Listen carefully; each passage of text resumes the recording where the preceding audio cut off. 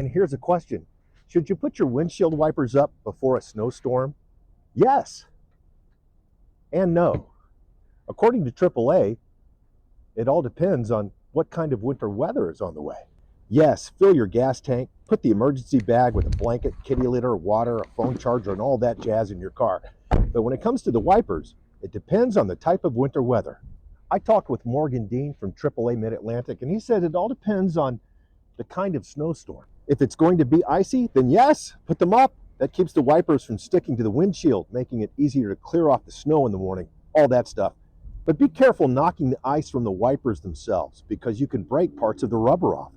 And don't pull the wipers up too hard. You can damage the springs, and high winds can bend them. If it's going to be just fluffy snow, then leave them down.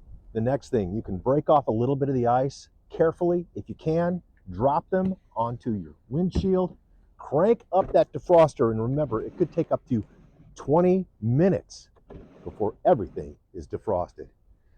You guys drive safe out there.